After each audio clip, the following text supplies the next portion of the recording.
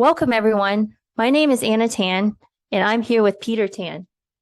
We are the co-founders and principals at Sweet Life Multifamily. Today, we're going to share with you some amazing secrets. I know you guys are wondering, how do two engineers own millions of dollars in commercial property? We'll tell you how tonight and how you can take steps to build passive income and grow generational wealth. We'll also start off by sharing with you guys where the rich are investing their money in 2023. And you'll definitely want to know. Multifamily real estate investing can transform your life. And allow me to preface that everything in this presentation is our opinion and is intended to share what we've learned in hopes that you can leverage our experience and time. So where are the rich investing in 2023? There is a recent article that came out that spilled the beans. The 1,200 members of the Tiger 21 network, worth over $130 billion, comprising of entrepreneurs, investors, and executives, are not playing the stock market this year. So how is this group of investors maintaining and building generational wealth?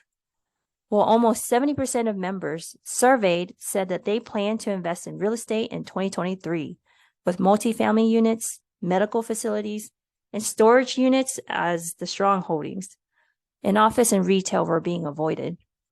Now, success leaves clues. And if you want to join this group, you are in the right place. Wow. And most importantly, owning a piece of multi-million-dollar multifamily property is attainable. Now, let me say that in a different way.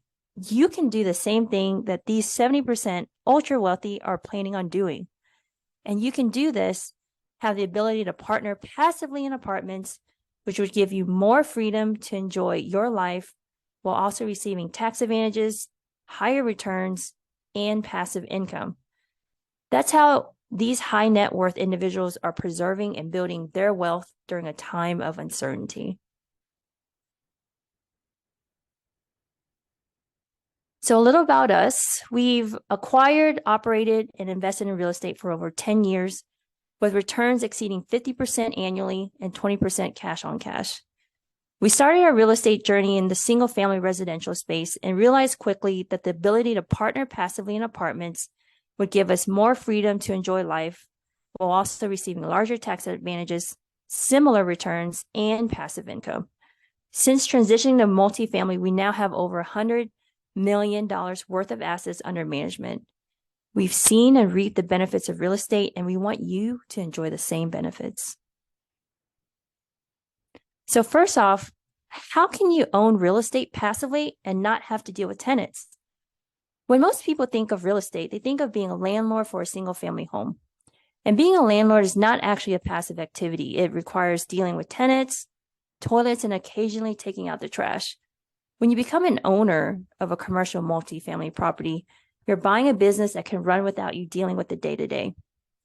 We've seen a lot of great returns in residential, but those gains are from a lot of sweat equity, and it can often be another full-time job. And some of our examples are, 1, there's no hot water in the tenant's home the Wednesday before Thanksgiving. Guess who's having to deal with that? We had to deal with a German roach infestation after the tenant skipped out on paying rent.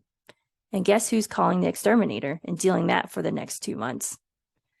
And in the last single family home that we acquired, we brought our girls to their property so we can wash them while we painted the walls and literally fixed toilets. Well, I actually let Peter did that. But when you invest in a single family home, you're also buying yourself another job. But when you jump into multifamily, you don't have to deal with this personally, and you can be 100% passive. We utilize a property management company and on-site maintenance crew to address these issues and the asset management team. Second, multifamily kicks out cash flow that beats the dividends from stocks. And next, multifamily allows for forced appreciation. We can improve the property and increase the net operating income, either by increasing the revenue or decreasing the expenses. And this increases the value of the property. In that sale, we're able to see those gains from the work that was done. This is how we're able to achieve 15 to 20% returns annually and is one of the best kept secrets in multifamily. It is not directly tied to the value of the offset properties. Because apartments have pricing power, we're able to pass expenses onto the consumer and is a great inflation hedge. And another benefit, you can utilize a tax deferral strategy that will help grow your wealth faster. One of the big secrets is that our government gives us incentives to provide housing. This allows us to depreciate these assets as a write-off and take paper losses. This is one way the rich avoid paying taxes, and we'll dig into this a little later. I'm going to pass this on to Peter. All right. Thank you, Anna. So as Anna mentioned earlier, multifamily passive investments can deliver returns between 15 to 20%. When most people look at the stock market, they expect 8% annualized returns. When they see these returns in private real estate offerings, they ask, are these real? Is it a scam? We'll walk you through this over the next several slides and start by talking about a few different strategies. So there are a ton of different strategies in residential real estate, but what we utilize is a value add strategy. So in the next several slides, we'll show you how we are able to generate 15 to 20% annualized returns and beat the stock market. So first off, let's talk about the different strategies in multifamily. The first one, which we utilize, is the value add strategy. We buy properties that are stabilized, meaning they are 85% occupied or higher and are already cash flowing. So the risk is low. We also look for opportunities to increase the income and revenue by updating outdated units. By doing this, we can generate large returns. I'll run you through the math later.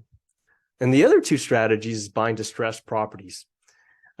These properties have low occupancy, poorly ran, and generally are very outdated or have a lot of deferred maintenance. The risk here is very high, but so are the returns. And the last strategy is buying turnkey properties.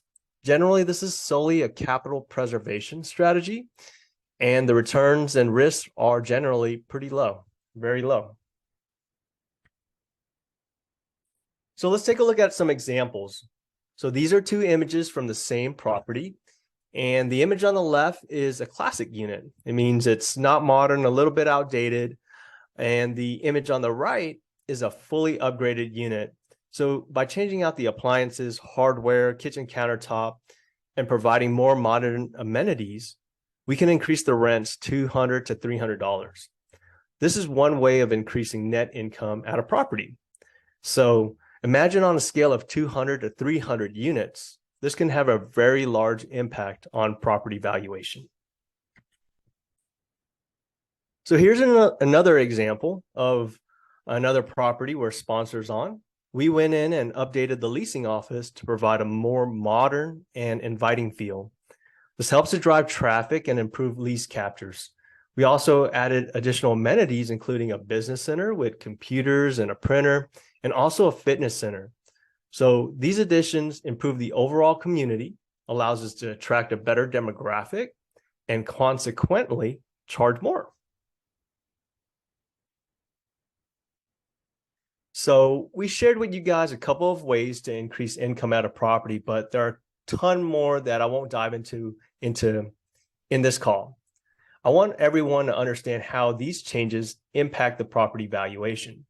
So the difference between apartments and residential homes is that as a business, multifamily is evaluated on the income of the property, or net operating income divided by the cap rate. So as you can see in the equation in brown, residential real estate is generally valued using a comparables. What did the property next door sell for? So the capitalization rate measures what investors are willing to buy a property for in a specific area and in a specific asset class. It can be used to relatively measure different projects. The income stream utilized by the property's net operating income, which takes into the revenues and expenses such as utilities, insurance, management, repairs, taxes, but it doesn't include financing expenses like debt service. We'll use our property valuation equation to estimate the value of property next. So let's dive into the math here. In this example, we purchased a 100-unit apartment complex for $10 million at a 5 cap. At sale, what can we expect the returns to be? So we assume we finance the property at a 75% loan to value and bring in 25% equity, or in this case, $2.5 million. We renovate all 100 units, which costs us $500,000. And after upgrading the units, we get an increase in rent of $100 per unit. So for a 100-unit apartment complex, this equates to an additional $120,000 in NOI if we assume expenses stay flat. So now, utilizing our property value equation, we take the increased income and divide it by the cap rate of 5%. And that equals $2.4 million in value creation. To divide the total returns, or to calculate the total returns, we take $2.4 million in value creation and divide it by the initial equity at purchase plus the cost to renovate the property. So that gives us a total of 96% returns. So hopefully, after those last several slides, you guys have a better understanding how we generate above average returns in multifamily real estate. It's not a gimmick, and it doesn't happen overnight. It takes several years of hard work and a strong team to execute a business plan and renovate units to deliver these types of returns. The bottom line, guys, is increasing income can generate huge value at disposition, or in other words, way to say it is at sale. So if you're pumped about participating in multifamily deals passively and getting amazing returns, I'll hand it over to Anna to cover how these deals get done and how you guys can participate. Thanks, Peter. So finally, how can you get started in multifamily investing without having millions in dollars? And how did we do it? Well, we started in the single family space, and we always thought to go bigger, you needed millions to invest in a multi-million-dollar project. We thought you had to build your way up from one house to the second by saving and earning cash flow from the first, and you had to slowly build your real estate that way, because that was the way my parents did it, and that's what generations in the past did it. But guess what? I am here to tell you that you can invest in a project that was perceived to be out of reach. 20 million? 65 million? Yeah, we've actually closed on those projects along with some of the people that are on this call tonight through apartment syndication. You'll also hear terms like private offering used interchangeable with a syndication. Now, a syndication is a fancy term for the process of pulling money together as a group to purchase a project. This allows us ordinary people to be part of a large multifamily complex when traditionally it was reserved for institutional investors. In a syndication, or also known as a private offering, we can leverage each other's time, money, and resources and be able to benefit from economies of scale.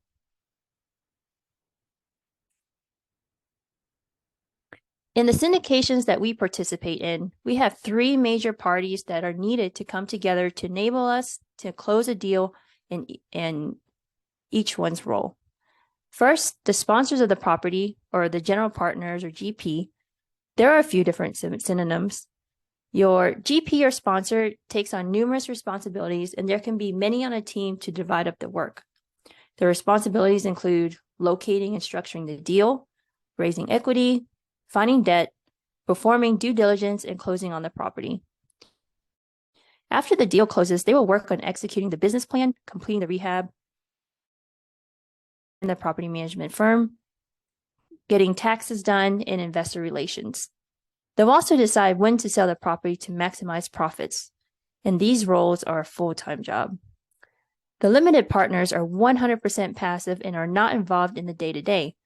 The limited partners bring the equity to close on the deal, and we ourselves are LP in all of our deals, which means we have skin in the game. In some of them, we're 100% passive, and while others, we play a passive role in an operator role. Now, the third group is the debt, and that's what I consider as the bank or the lender. They bring the rest of the funds to close on a deal, and this could be 55 to 85% of the sale price. The higher the number, the larger the debt, and the higher the leverage. The lender does not have equity in the deal and are not an owner of the property. Now let's see how all of that comes together in the capital stack. So here's an example of an 80-20 straight split showing the funds needed to close on a $70 million deal and how the ownership is broken out. For a $70 million deal, we might bring in $24 million in equity and $50 million in debt. However, there is a split in ownership. The investors that bring in the $24 million do not own 100% of the property. They would own 80% of the deal, while the general partners, who are the operators, will own 20% for taking time to find the opportunity and operating the asset. This split can vary from deal to deal and sponsor to sponsor. So the real question on people's minds are, Peter, can you show me the money? Where, as an investor, could I start seeing the dough, and how is that split up? All right, thanks, Anna. So in an 80-20 split, for every $100 the property generates, $80 goes to the LP and $20 goes to the GP. And at sale, after returning the LP's limited partner's initial capital contribution and making our investors whole first, the profits are split 80-20, with 80% going to the LP and 20% going to the GP. It's really that simple. So here's an example of projected returns and cash flow you might find on an offering memorandum, or also called an OM. So all offerings will have one. This is a 5-year timeline example of what you could expect to see, and based on a $100,000 investment for easy math. Most apartment syndications have a hold period of 3 to 5 years, and returns are generally forecasted for a 5-year hold period.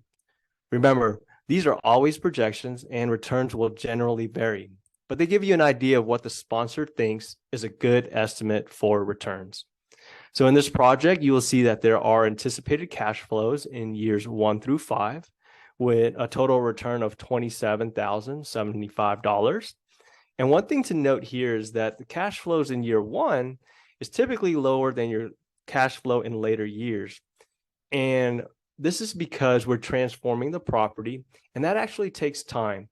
So in the first couple of years, we're renovating units, and that's going to generally increase the revenue and the income at the property. So once that is executed, you're going to start to see consistent cash flows in years 2, 3, 4, and 5, or higher cash flow in this scenario. And then at sale, what happens is first, we'll return your remaining capital contribution first, which is shown in row 2. So the cash flows in years 1 to 5 are considered a return of capital. So that way you are not taxed on that cash flow.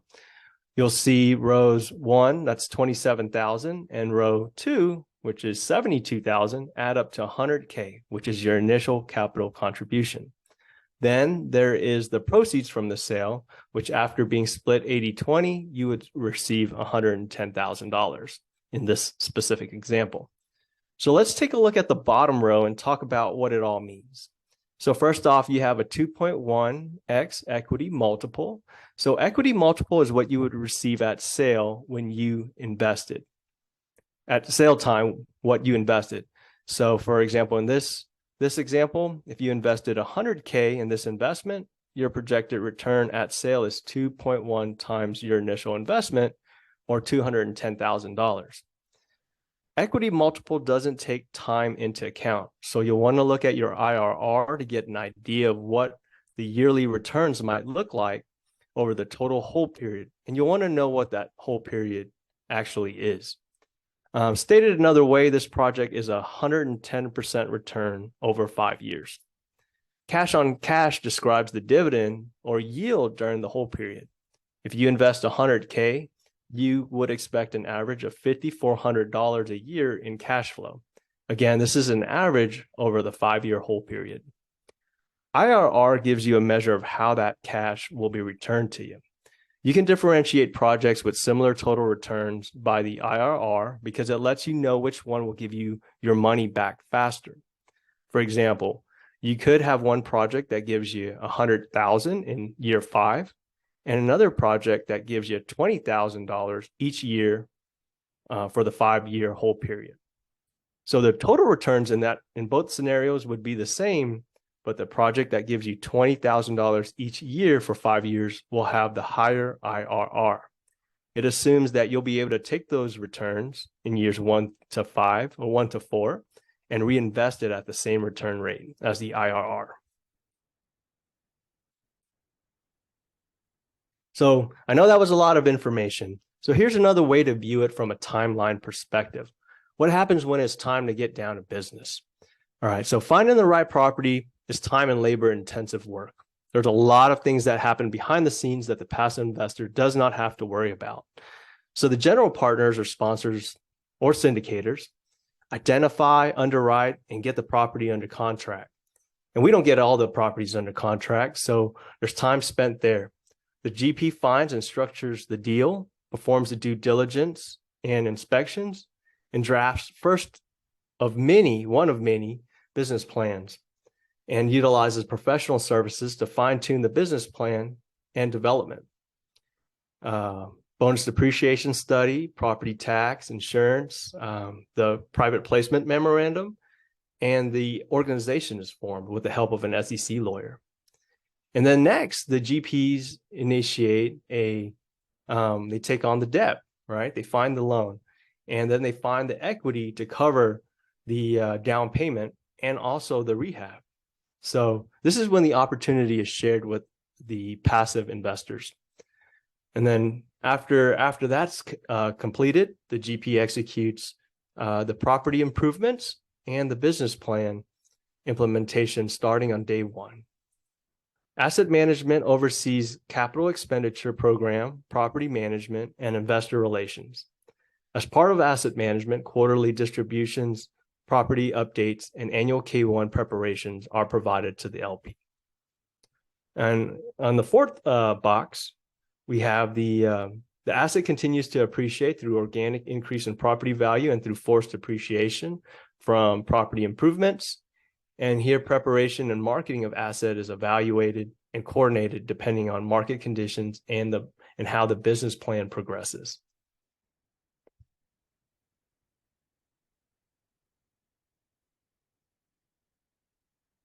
So that kind of gives you guys an overview of the structure of how an apartment deal is put together, the roles and responsibilities of the GP, the LP, and the lender. And then hopefully also gives you an idea of how the cash is distributed during a project. But let's go into another big kept secret and one of the huge advantages of investing in commercial real estate, and especially multifamily. So one of the big advantages of investing in multifamily is the ability to defer taxes.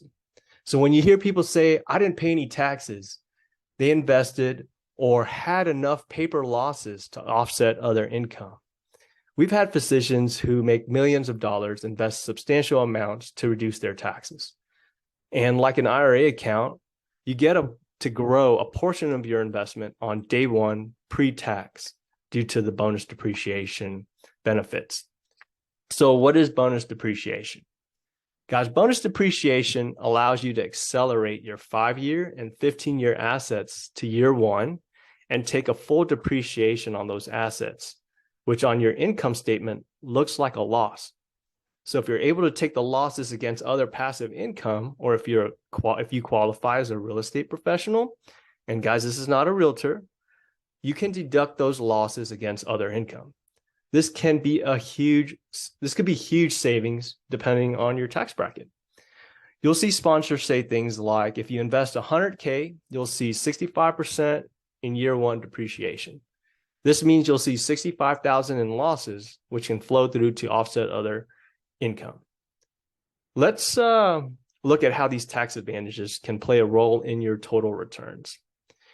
In the example here, we assume a 10% growth rate, and this is very conservative, and equal investments of 100K in both stocks and real estate. And there's an 80% depreciation in year one on the real estate investment. So in this scenario, you would actually save $28,000 in year one due to that 80% bonus depreciation, which we take and invest and allow to grow.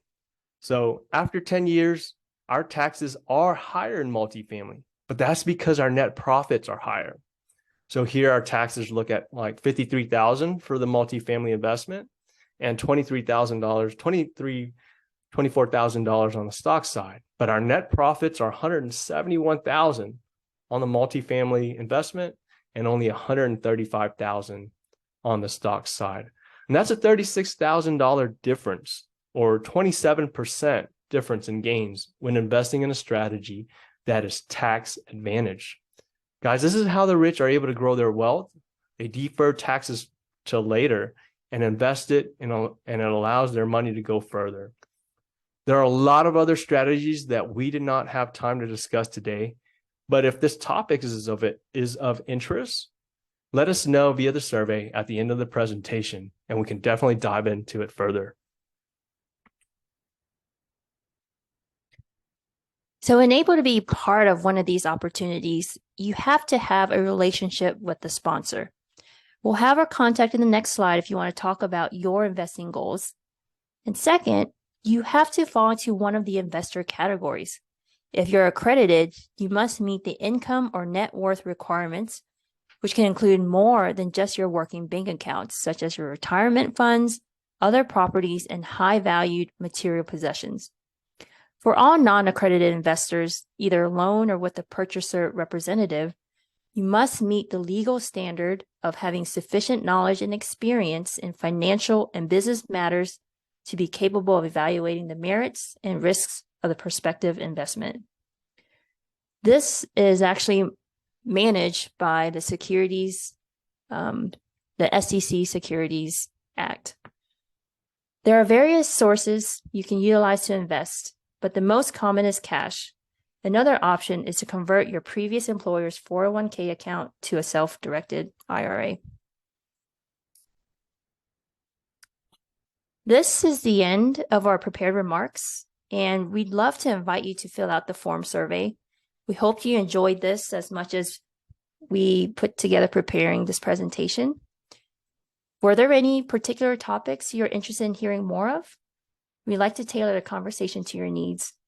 You can find us on our website, sweetlifemf.com, LinkedIn, and Facebook profiles. Thank you. Thank you for watching this video. We hope you truly enjoyed it. If you are interested in future investment opportunities, sign up for our newsletter on our website at sweetlifemf.com and schedule a time to meet with us. We want to learn more about your investing and financial goals so we can make your dreams a reality.